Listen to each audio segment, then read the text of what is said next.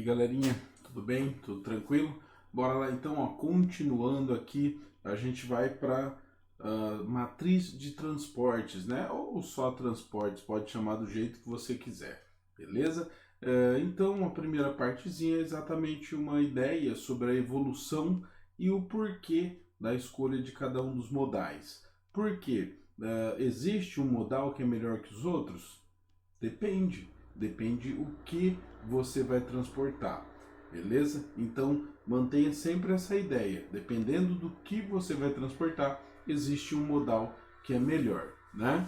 Então a evolução dos meios de transporte narra a história da humanidade, assim como diversas outras coisas, né? Quando a gente pega para analisar a evolução então dos modais de transportes, ela acaba então influenciando diretamente no comportamento do homem, em como a vida moderna acaba se desenvolvendo. Principalmente, né, quanto mais próximo da atualidade, maior vai ser essa influência, beleza?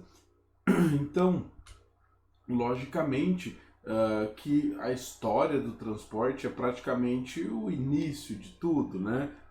Fala, nossa, a criação da roda, isso aí é exatamente, né, a criação da roda, a evolução dela, né? Por quê? Porque o homem andando a cavalo, ou que seja a pé, né? Simplesmente ele não vai ser nada eficiente, né? E principalmente então para transporte, a gente tem a roda sendo uma coisa crucial, né? Uma evolução que sem a qual nada ocorreria, né? Então, a gente vai ter uma evolução que é pautada nesses modais, né? Você bem pode ver a imagenzinha da chegada dos portugueses aqui no Brasil, né? Tudo isso relacionado exatamente com o modal, né? Ou seja, a evolução do transporte hidroviário, beleza? E, logicamente que quanto mais nós adiantamos no tempo, quanto mais nós imaginamos a evolução do homem, mais nós notamos que o meio de transporte vai gerar saltos evolutivos, né? Por exemplo, isso aí é um trem, né, a vapor, que exatamente passa e vai ficar por muito tempo sendo o modo mais eficiente de locomoção do homem, né? Ou seja, sim, os novos modais vão gerar então novas possibilidades de evolução, né? E vão sim influenciar de modo direto na nossa evolução, no nosso conhecimento do mundo, enfim, na relação que nós temos com todo o meio, né? Com todo o território, beleza? Ou seja, a evolução dos meios de transportes acaba gerando essa ideia aí, que é do David Harvey, né? Que é a compressão espaço-temporal. O que vem a ser isso? Bom, ao melhorar os nossos meios de transportes, nós vamos acabar também diferenciando a nossa noção quanto ao tamanho do mundo. Então aí no primeiro globinho, né, a gente vai ter a velocidade das carruagens e dos barcos à vela, 16 quilômetros por hora em média, né? E isso vai se manter por muito, muito tempo, até que a gente vai ter o desenvolvimento das locomotivas a vapor, né, dos barcos a vapor. Então elas já vão bater uns 100 quilômetros por hora, né? Ou seja, muito mais rápido do que um barco à vela, por exemplo, né? Então a nossa ideia de mundo vai acabar diminuindo. Por quê? Nossa ideia de tempo e distância hoje é completamente diferente dos nossos antepassados. Por quê? Porque para eles o mundo era muito maior, né? Se eu digo que eu consigo ir para a Europa dentro de um dia apenas, imagine se eu conseguisse voltar no tempo e falar isso, sei lá, para o meu bisavô. O que você acha que ele ia pensar? Falar, mentira, né? Então, logicamente, que era uma coisa inimaginável. Os jatos de passageiros, então, a partir da década de 50, vão atingir uma velocidade de 480 a 640 km por hora e também vão reduzir a nossa compreensão de mundo. Se você pensar na década de 60 e quanto mais próximo nós chegarmos da atualidade, né, principalmente porque andar de avião não é mais um milagre para a maioria da população, então nós teremos também ainda uma redução, né, do nosso planeta, porque a velocidade de locomoção dos aviões, principalmente os movidos a turbina, eles vão sim aumentar essa velocidade e vão acabar reduzindo a nossa compreensão também de mundo. Ou seja, hoje o mundo é muito mais acessível do que o mundo lá de 1500, né, que você poderia andar com a carruagem ou então com uma caravela. Ou seja, ocorre uma grande transformação da nossa noção quanto ao tempo que eu gasto para me locomover. Portanto, hoje, como nós nos locomovemos muito mais rápido e de modo muito mais eficiente, o mundo para a gente diminui, né? Mas só psicologicamente, tá bom? O mundo continua do mesmo tamanho e do mesmo jeito, né? E daí a gente tem uma questãozinha que é principalmente a chamada intermodalidade. Isso aí, ó, é um mapinha dos terminais ferroviários, né, de Londres. Então, se a gente imaginar que isso aí é a cidade de Londres, você pensa em São Paulo, né? Nossa, chega a dar vergonha, né? Fala, nossa, não dá para comparar. Londres tem tantos terminais que depois da Segunda Guerra Mundial, nos bombardeios e tudo mais que ocorreram lá, eles tiveram basicamente que reconstruir tudo, né? E eles têm aí alguns terminais ferroviários, né, metroviários, para ser mais exato, que eles perderam, eles não sabem onde estão. Aí de vez em quando eles descobrem um. Falam, nossa, olha só que bonito e tal, não sei o quê. Por quê? Porque alguns foram soterrados, outros não, outros só a malha ferroviária, né? Mas enfim, virou um grande caos, né? E daí a gente tem aqui um comparativo da eficiência de cada um dos meios de transporte. Então, se você imaginar uma carga aí neutra, né? Uma carga fictícia, você vai ter o seguinte, ó. O primeiro aí é um barco, tá? É um navio. E daí o que ocorre? Se você pegar 5 litros de combustível e colocar em um navio, ele conseguiria andar 500 quilômetros, né? Com essa carga aí imaginária. E se você colocasse os mesmos 5 litros de combustível em um trem, né? Ele conseguiria andar 333 quilômetros. Se você colocasse os mesmos 5 litros em um caminhão, ele conseguiria andar 100 quilômetros. E em um avião, 6,6 quilômetros, né? Então, quer dizer que o mais eficiente vai ser o hidroviário. Mas aí que você precisa pensar também uma outra coisa. O hidroviário vai ser o mais lento. Então, imagina assim, ó, transplante de órgãos. Eu vou transportar com o hidroviário? Não vai rolar, né? Vou transportar com o ferroviário? Também não é a melhor opção. Por quê? Porque o trem ele não vai conseguir chegar lá até o hospital, né? Levar de um hospital até o outro. Então você vai ter vários empecilhos, né? Ou seja, assim como eu disse, é preciso que você pense no que você vai transportar. Então, o mais eficiente aí para uma carga neutra, né, seria o hidroviário, seguido do ferroviário, depois o rodoviário e depois o aeroviário. Beleza? E então, senhores, o que vai ocorrer? A gente vai ter principalmente esse cruzamento aí, né, a chamada intermodalidade, ocorrendo de modo muito mais eficiente nos países desenvolvidos, né? Então, por exemplo, nos portos dos países desenvolvidos, você vai conseguir encontrar, por exemplo, é um porto, né? Portanto, chega um navio, tem uma ferrovia nele, alguns têm pista para pouso e decolagem de aviões e com certeza a conexão com o transporte rodoviário é feita de modo bastante eficiente, né? E é uma coisa que uma simples observação demonstra para você que no Brasil falta falta bastante, bastante mesmo, né? Por exemplo, o Porto de Santos no Brasil, todo mundo que consegue evitar, evita, porque existe uma fila de espera. Então, caminhões ficam parados esperando, navio fica parado esperando, por quê? Por falta de tecnologia, né? E daí que, logicamente, a gente tem uma comparaçãozinha entre a matriz de transporte do nosso país e de diversos outros, né? Note você, ó, que países como Rússia, Canadá, Austrália, Estados Unidos, China, eles todos não vão ter exatamente a mesma, né? Mas vão ter uma configuração parecida com a do Brasil, né?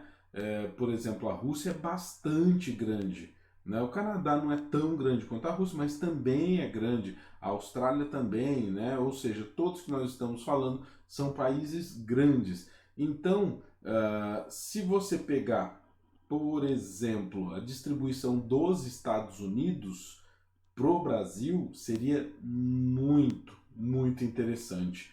Então, a Rússia, ó, 81% de transporte ferroviário, muito, né? Até muito. Falando, nossa, mas aí o cara fica dependente, né? Da ferrovia. Então, aí depende de como você consegue conectar ela, né? Se ela for uma ferrovia eficiente, não vai ser de todo ruim. E vai ser bem barato, né?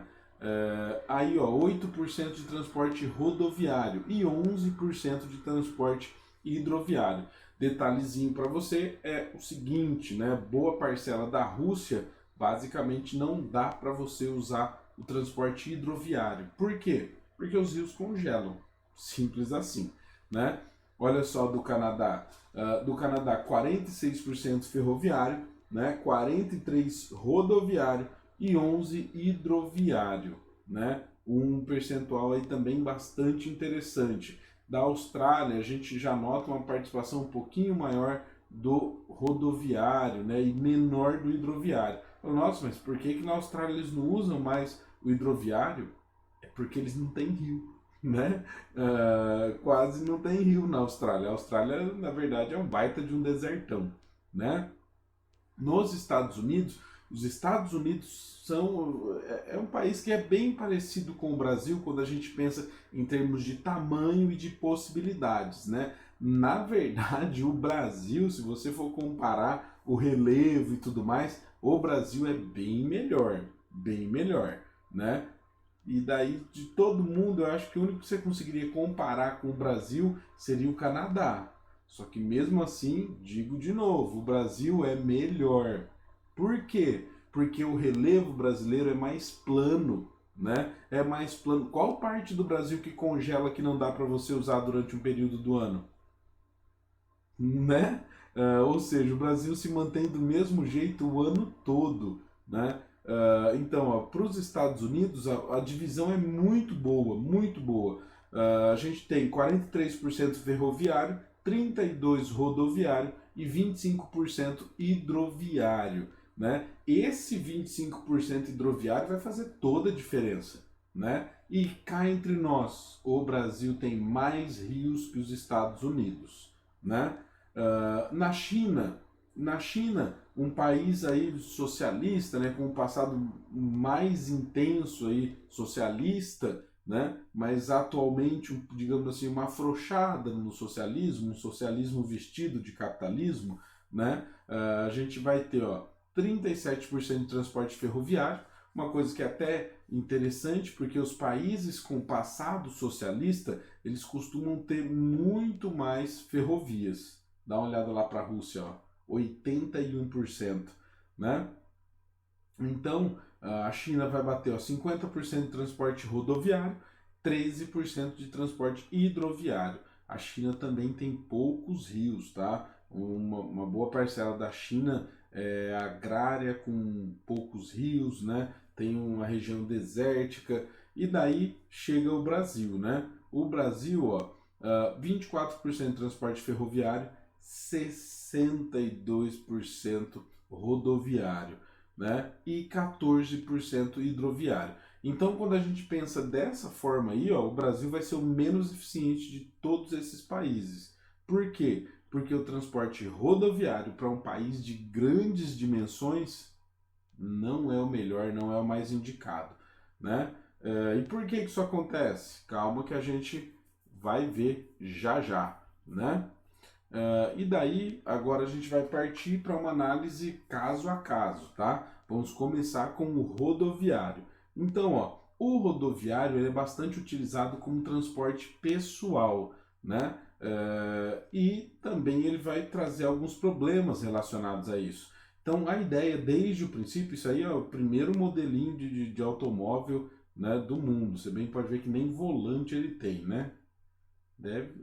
Freio tem isso? Gente do céu. Que coragem, né, de andar num negócio desse. Bom, se o cara sofreu um acidente, ele já continua aí, ó, né, já é basicamente uma cadeira de roda. E daí a gente tem também a grande possibilidade dos acidentes, né? Presta atenção nisso aí, gente. Tem programa de TV que só mostra vídeo tipo de acidente e tudo mais, né? Não sei se você já viu aquele True TV. Nossa, e o pior é que é engraçado, eu assisto de vez em quando, né? Então, tipo assim, essas possibilidades aí, ó, são muito, muito grandes, né? Por mais que eu acredite que num futuro muito próximo o número de acidentes vai reduzir bastante, né? Porque, logicamente, vocês vão começar a dirigir. Mentira, mentira, mentira. Eu tenho medo de saber que daqui a alguns meses, tipo assim, vocês podem estar dirigindo na mesma cidade que eu vivo. Mas o que eu estou me referindo é exatamente aos carros autônomos, né? A tecnologia já é presente, né? Já é utilizada nos Estados Unidos, por exemplo, se você pede um Uber, pode vir um Uber autônomo, né? E daí, tipo assim, ele vem lá com o motorista, só que o motorista está sentado no carro só, né? E ele faz tudo sozinho. Sabe qual a diferença do autônomo para o que uma pessoa dirige? O índice de acidentes é bem menor no autônomo, né? Sim, sim, nós somos um grave problema no carro, né?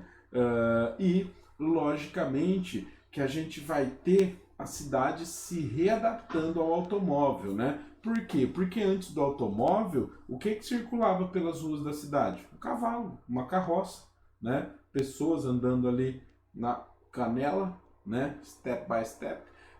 Então, simplesmente,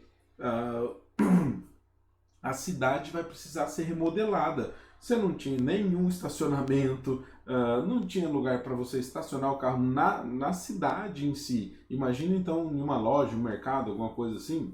Não, jamais, né? Então tudo isso vai ser readaptado. Outra coisa que é interessante pro carro é que ele é o mais acessível de todos, né? Tipo assim, eu não sei se você já tentou ver o preço de um trem, mas não deve ser barato, né? De um avião a gente até sabe, né? É um negócio que é inacessível, é impossível. Você precisa de ganhar na Mega Sena várias vezes, né? Tipo assim, todo ano você não pode parar de ganhar, porque só para você manter o avião, né, já não vai rolar. Então, por isso que o automóvel ele vai ser o mais difundido, né? Além de tudo, ele é o mais flexível. Por quê? Porque você bem pode ver que para entregas e tudo mais, o transporte rodoviário é o mais utilizado. Eu não sei se você está acompanhando o raciocínio, mas transporte rodoviário quer dizer tudo que anda pela rodovia, né? Esses dias para trás eu pedi uma pizza e daí o cara veio entregar de bicicleta. Eu quase bati palma para ele, falei, mano, você é corajoso, né? Então, o transporte de bicicleta, né? O pedalário é rodoviário? Oh, lógico que é. De moto? Também. Caminhão. Caminhão é o símbolo do negócio, né?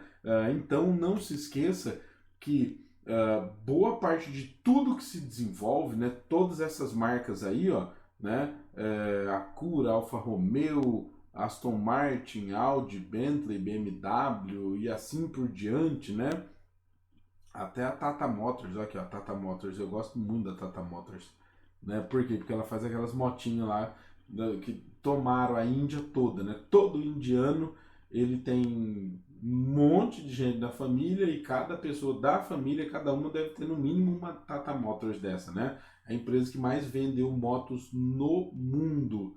Você achando que era tipo, sei lá, a Honda, né? Alguma coisa assim, nem a pau. É a Tata Motors.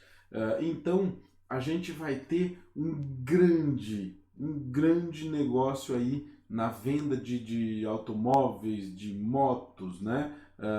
E aí, nessa imagem aí, ó, mas não tá nem metade das marcas de automóveis, né? Tem muito, muito, muito, muito, né? Quando a gente estava vendo a das localizações industriais, eu fiz questão de colocar as marcas de automóveis, né? Só para vocês terem uma noção do que acontece aí nos diferentes países, né? Mas principalmente o carro ele vai acabar se destacando, né? Tô falando carro, carro, carro. Já vou colocar essa imagem até para você mudar de ideia, né? Pense nas várias formas, nos vários usos que nós temos para os automóveis, né?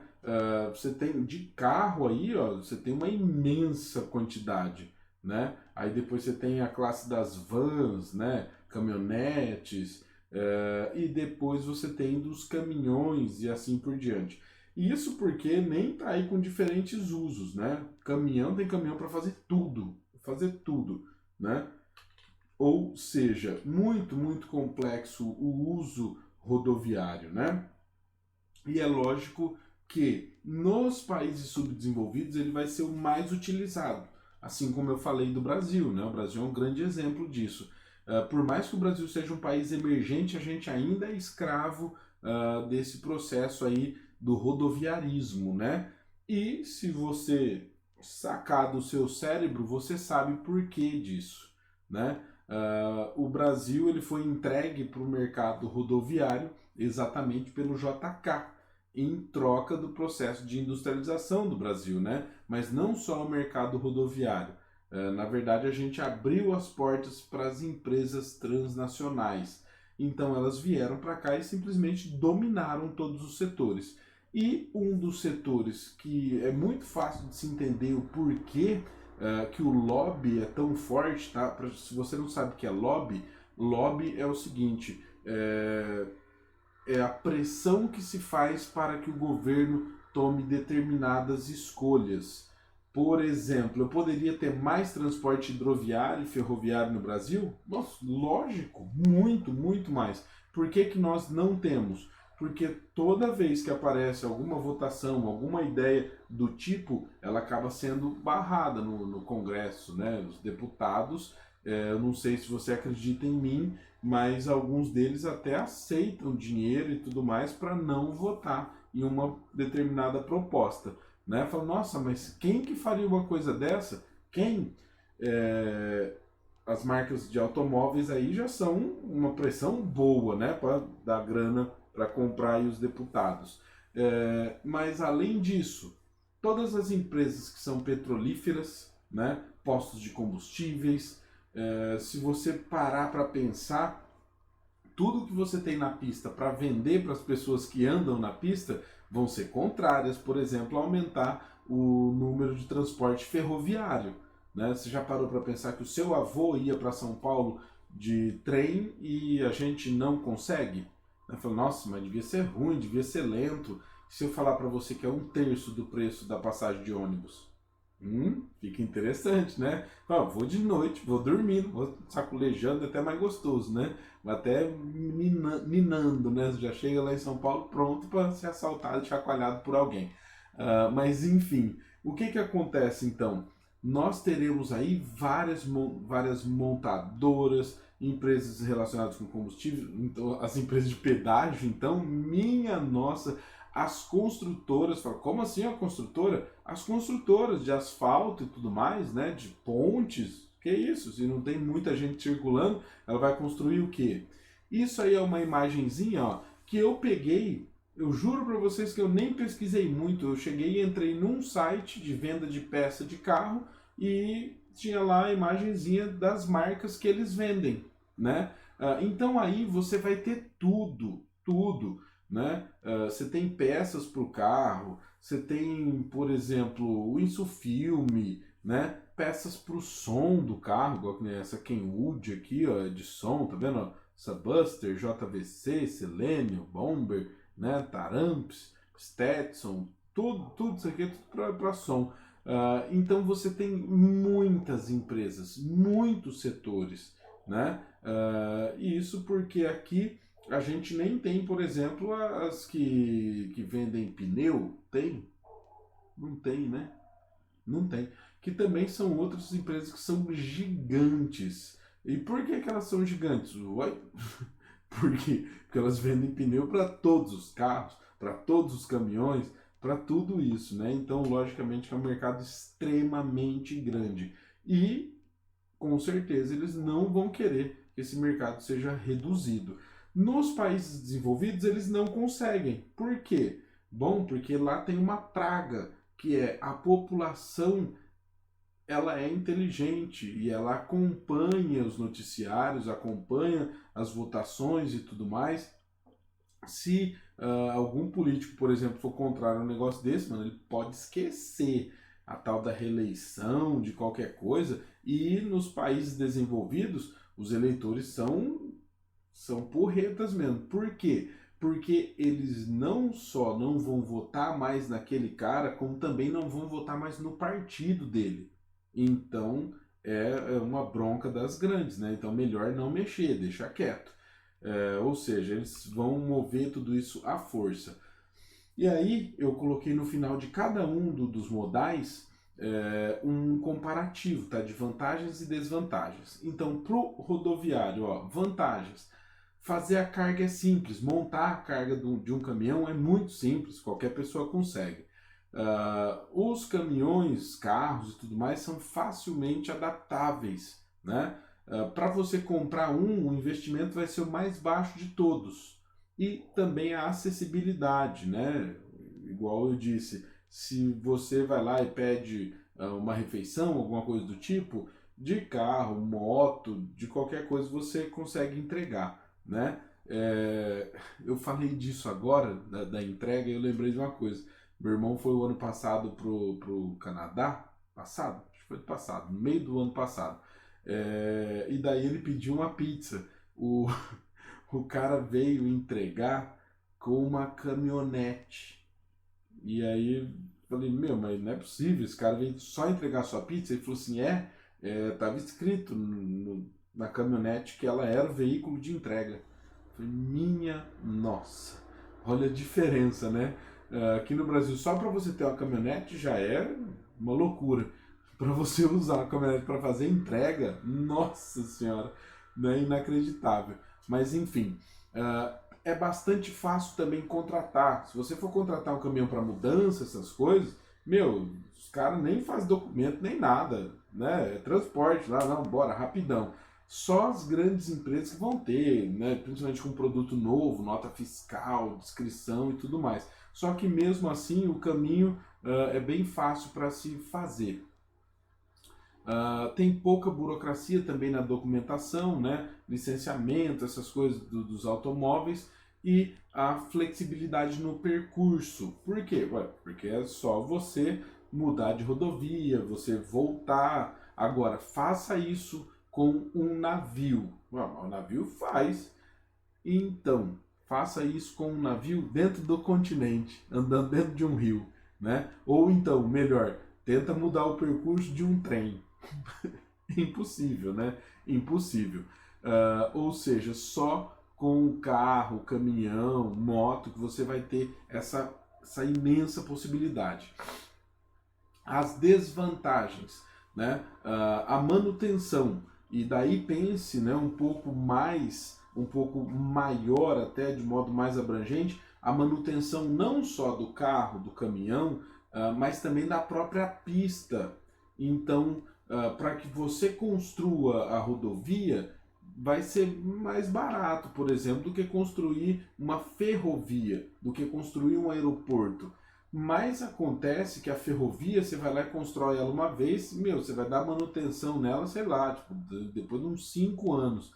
Agora, se você constrói uma rodovia, principalmente no Brasil, que é um país que chove bastante no verão, a rodovia ela vai sofrer várias avarias em um curto período, né? Então daí a gente tem um grande problema. Outra desvantagem, o valor do combustível e principalmente as variações dele, né? Os pedágios que vão acrescentar mais um gasto, acidentes e roubos que são mais constantes do que nós gostaríamos de assumir, de admitir, né? E também a baixa capacidade de carga. Falou louco, mas é um caminhão. Então, é um caminhão, mas quando você compara com um trem, com um navio, você vai ver que é bem pequeno mesmo, né? E também, além de tudo isso, os congestionamentos. Não sei se você já parou para pensar como que alguém vai manter, por exemplo, um mercado abastecido em São Paulo, porque o caminhão tem que entrar lá, ele tem que enfrentar todo aquele trânsito, né? Ou seja, é muito ruim essa questão, beleza? E daí a gente vai para o transporte ferroviário, tá? Então, o transporte ferroviário, ele vai ter como característica a seguinte questão. No princípio, ele vai ser o primeiro desses transportes aí, né, com uma grande característica que vai ser a de que eu preciso construir uma estrutura para ele circular.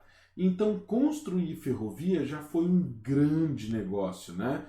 Aqui, ó, no Brasil, não sei se vocês conseguem ler aqui, ó, né? É exatamente a estrada de ferro que conecta Santos a São Paulo. Então, ela vai ser uma das maiores obras do Brasil, né? O Barão de Rio Branco aqui ajudando, influenciando aí nessa obra, né? Gastando quase todo o dinheiro que ele tinha, mas principalmente ele, dessa obra aí ele vai conseguir recuperar. Por quê? Como é uma obra de uma pessoa e não do Estado, ele poderia cobrar, né? Então tudo que circulava nessa ferrovia ele poderia cobrar. Então, tipo assim, ele gastou muita grana, mas ele conseguiu recuperar essa grana aí nessa ferrovia. Por quê? Porque até hoje ela vai ser fundamental para a economia do Brasil. Logicamente que não a mesma, já reformada, reestruturada, né? Mas mesmo assim ela é de extrema importância. Só aproveitar aqui que eu lembrei, essa questão então de uma pessoa construir ou então uma empresa construir uma ferrovia, aqui no Brasil a gente ficou durante um bom período com essa questão muito em aberto. Como o governo não ia construir uma ferrovia, várias empresas vieram construir ferrovias. Empresas norte-americanas, empresas inglesas, né? Iniciativas como a do Barão de Mauá, e acontece o seguinte, né? Uma ferrovia ela tem a chamada bitola. A bitola é a distância entre as rodas do trem, né? Para você construir então toda a ferrovia. Você tem que manter aquele distanciamento, né?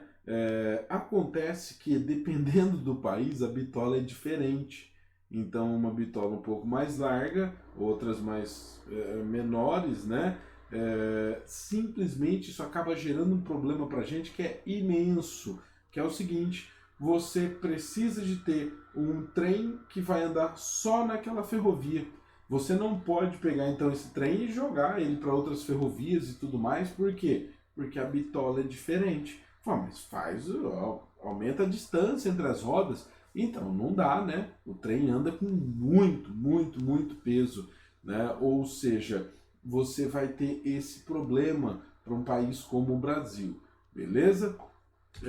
Então, ó, a gente tem aqui no Brasil esse tipo de malha ferroviária, né? Esse tipo de malha ferroviária que cá entre nós, gente, olha o tamanho do Brasil, cadê as malhas ferroviárias chegando a Mato Grosso, enfim, né, aos estados do norte? Cadê? Cadê essas ferrovias chegando aí? Então, na verdade, o que, que nós notamos? Essas ferrovias aqui do Brasil, boa parte delas foi construída no período do café. Então, se a gente pegar só o estado de São Paulo, você vê que todas as ferrovias vêm e se concentram aqui em São Paulo. Aí tem a conexão com o Porto de Santos, que é só para você então extrair a produção, tá? Então, logicamente que a gente vai ter uma malha aqui nos países subdesenvolvidos, né, como é o caso do Brasil, principalmente no passado, que é uma malha para extração da produção. Você só pensa nisso, né? E isso vai dar para você, ó, uma característica parecida com essa. Você bem pode ver que parece que, tipo assim, ó, no estado de São Paulo parece que tem uma mão, né? Parece que tem uma mão que quer pegar toda a produção e puxar para o Porto de Santos. A partezinha que está em vermelho aqui, ó, principalmente, né, de São Paulo para Santos, é aquela rodovia que a gente já... ferrovia, desculpa, que a gente já viu fotos e tudo mais, né? O Barão de Mauá que vai acabar financiando sua construção, mas enfim. Já nos países desenvolvidos, a gente vai ter uma grande curiosidade, no mínimo, né? Que as malhas ferroviárias nos desenvolvidos, elas são diferentes. Olha aí dos Estados Unidos, ó. Olha só, tá vendo? Minha nossa, gente, quanta ferrovia, quanta ferrovia. E outra coisa, para onde essas ferrovias levam? Para todo o país. Aqui no Brasil dá para você ver claramente, ó, que é uma ferrovia que é para atingir lá o interior e trazer as coisas para cá, né? Que é o porto. Aqui, Paranaguá, outro porto, né? Ou seja, é para você extrair mesmo a produção, beleza? Como eu já havia dito, ó, os países com passado socialista, eles vão ter grande porcentagem, grande presença de malha ferroviária, né? Você até pode falar assim, isso aqui não é muita presença. Aqui, cadê o resto aqui? Então, esse resto aí, ó, é deserto, com parte montanhosa e tudo mais, né? A maioria imensa da população chinesa mora aqui, tá? Na Rússia, a maioria da população mora aqui. Isso aqui é Moscou, né? E essa parte aqui, ó, é a Sibéria. Muito, muito, muito frio, né? Então, logicamente, que vai ser diferente o tipo de malha. E uma coisa que é notável é quando você olha esse mapinha aqui, que apresenta então a distribuição das malhas ferroviárias pelo mundo, né? Então, note, ó, só países com passado socialista, né, como é o caso da China, aqui ó, a Rússia, a partezinha que a gente viu, vão ter essa grande presença aí de malha ferroviária. Ou então países como a Índia, que tiveram uma colonização inglesa, né? Então, devido ao grande número de pessoas na Índia, o que vai acontecer? Bom, a gente vai ter o transporte ferroviário sendo mais interessante, porque você vai lá e constrói uma vez só, principalmente na Índia, né, com as monções de verão que trazem muita, muita chuva, você praticamente ia destruir todas as ferrovias, né, as rodovias. Eu tô trocando toda hora. Então, logicamente, ó, nos países subdesenvolvidos, o que você nota? Uma ferrovia lá no meio que é, na verdade, para trazer para o porto, beleza? E olha isso aqui nos Estados Unidos, olha isso, né? Esse mapa aqui, ó, ele traz a malha ferroviária completa do país. Por isso que aqui, tipo, ó, na Europa, que vai ficar tudo preto, né? Por quê? Porque é uma imensa concentração. Porque aqui eles estão colocando a malha ferroviária até dos metrôs, né? Ou seja, a malha metroviária, beleza? Aí, nos países desenvolvidos, tem também uma pequena diferença, né? Quando a gente olha a malha ferroviária aqui no Brasil, você fala, beleza, é um trem. Então, mas acontece, como é que é? Acho que é Shinkansen o nome desse trem aí, ele é o japonês, né? O trem-bala. Esse é o famoso trem-bala que atinge aí os quase 600 km por hora, né? Pode ver até que na foto, ó, a foto tá meio desfocada, né? E olha que ele tá chegando numa estação, né? Então ele tá vindo aqui desacelerando. Esse aqui é o chamado maglev. O que é o maglev? Ele levita magneticamente, ou seja, ele vai criar então uma estabilidade que ele não vai estar em contato com nenhum trilho, né? Ele funciona como se fosse ímã, né? É um eletroímã. Então, na verdade, aqui na frente dele sempre parece que, tipo, que o ímã vai colar e embaixo dele são os polos que se repelem, né?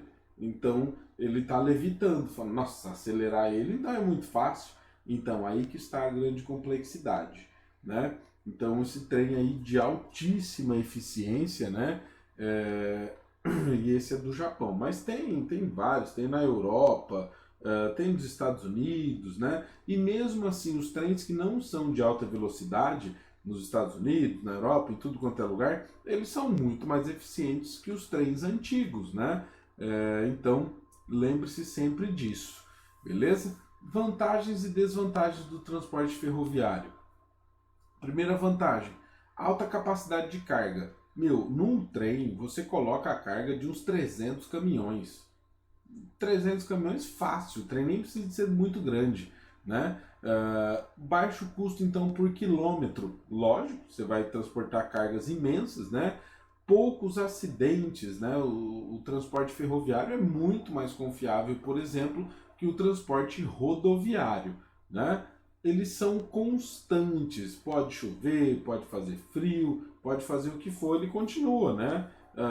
Ele não vai ter também congestionamento, né? Ou seja, os trens eles têm o horário perfeito para que isso não aconteça, né? E também tem uma outra questão, que a manutenção é simples, né? Você vai lá, tem um baita de um motorzão, o trem, se der problema nele, você resolve. Tipo, é só um motor muito grande, né? Mas é um motor a diesel que é fácil de resolver. As desvantagens, né? Os pontos negativos. Os horários são inflexíveis. Então, tipo assim, se você vai transportar alguma carga, alguma coisa, e a carga atrasou, a carga vai ficar para trás. Por quê? Porque o trem não pode atrasar. Se ele atrasar, como é que ele vai fazer? O outro trem precisa usar os trilhos. Impossível, né? É inviável para curtas distâncias, ou seja, não vale a pena. Não vale a pena para curtas distâncias. Então é melhor você transportar, por exemplo, no rodoviário. Carga e descarga demorados. O que vem a ser isso? Bom, como a carga é muito grande, é praticamente impossível você conseguir carregar um trem em um dia, né? Você vai ficar aí mais de um dia tentando fazer isso. E tem uma outra também, né? Você não tem só uns 10 vagões ali num trem, você tem bem mais que isso. E simplesmente, quem falou que todos esses vagões vão transportar a mesma carga, né? É uma outra questão também.